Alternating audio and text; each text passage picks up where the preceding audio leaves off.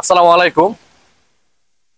আশা করি সবাই ভালো আছেন। আলহামদুলিল্লাহ আমি ভালো আছি। তো ইতিমধ্যে জানেন যে আমাদের বাংলাদেশের বিখ্যাত জনপ্রিয় কন্টেন্ট ক্রিয়েটর তরসব বিল্লাহ ভাই, তরসব বিল্লাহ ভাইয়ের 3.6 মিলিয়নের পেজটা আর ফেসবুকে নাই। কে বা কারা জানি তাকে মাল্টিপ্যাক রিপোর্টের মাধ্যমে পেজটাকে ফেসবুক প্ল্যাটফর্ম থেকে চিরদিনের জন্য মাল্টিপ্যাক রিপোর্ট করে এটাকে রিমুভ করে দেওয়া হয়েছে।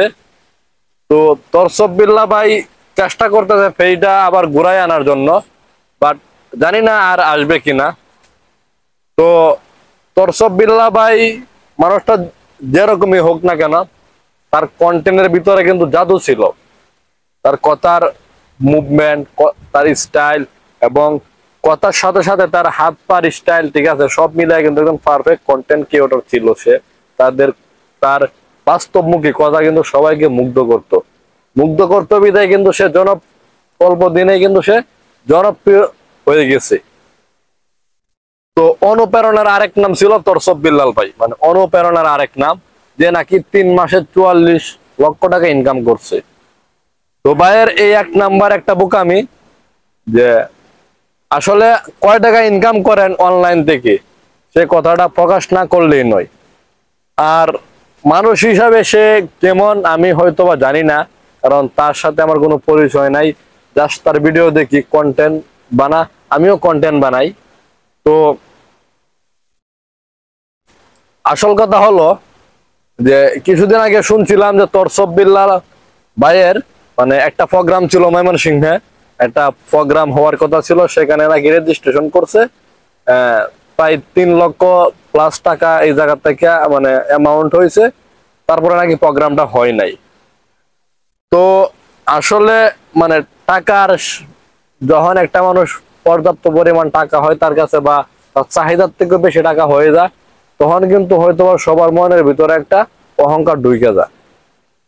তো সব কথার এক কথা, অহংকার হয়েছে সমস্ত ধ্বংসের মূল। আসলে আমি যত বড় সেলিব্রিটি হই না কেন, যদি আমার ভিতরে অহংকার ঢুকে যায়, তাহলে কারো মাধ্যমে নাকি আমার পতন হয়ে যাবে, এটাই বাস্তব। তো আমরা যারা কন্টেন্ট ক্রিয়েটর জগতে আছি, আমরা কোনো সময় কারো ভিতরে অহংকার রাখবো না, কারণ আল্লাহ তাআলা অহংকার ব্যক্তিদেরকে পছন্দ করে না। তাদের যে কোনো ওয়েতে তাদের ধ্বংস হয়ে যাবে, এটাই বাস্তব। তো আমরা কখনো অহংকার করব না। আমাদের মনটা ফ্রেশ রাখবো সবসময়। আমাদের কাছে যেই আসুক না কেন, আমরা যতটুক মানে তাকে দিতে পারি ততটুক দিয়ে আমরা তাকে কাছে টাইনা নেওয়ার জন্য চেষ্টা করব, তাকে ভালোবাসা দেওয়ার জন্য চেষ্টা করব।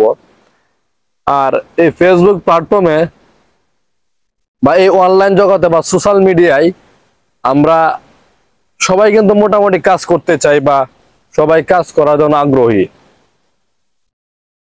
তো আমি বলবো, নতুন পুরাতন, কে ছোট কে বড়, এগুলা চিন্তা ভাবনা না কইরা, এগুলা বিবেচনা না কইরা, যারা নতুন কাজ করতেছে আর যারা পুরান কাজ চলতেছে রানি, তো আমরা সবাই সবার পাশে থাকবো, সবাই সবাইকে সহযোগিতা করব। আর কারো মনে কোনো হিংসা রাখবো না। অহংকার কিন্তু পতনের মূল। তো আমরা চেষ্টা করব সর্বদাই আমরা সবাইকে সাথে নিয়ে, পাশে নিয়ে যেন আমরা এই সোশ্যাল মিডিয়ায় আগাইতে পারি। তো যদি ভিডিওটা ভালো লাগে, কথাগুলো ভালো লাগে, তাহলে অবশ্যই চ্যানেলটা সাবস্ক্রাইব করে রাখবেন। এবং তরসব বিল্লাল ভাইকে বলবো যে একটা ভুল থেকে কিন্তু মানুষের শিক্ষা হয়। আশা করি আপনার শিক্ষাটাও হয়ে গেছে। তো সবাই ভালো থাকবেন। খুদা হাফেজ। যদি কাউকে কোনো উদ্দেশ্য করে কোনো কথাগুলো বলে থাকি, আসলে কাউকে উদ্দেশ্য করে কোনো কথাগুলো বলে নাই, বাস্তব কথা। তো সবাই ছোট ভাই হিসাবে ক্ষমার দৃষ্টিতে দেখবেন। আসসালামু আলাইকুম।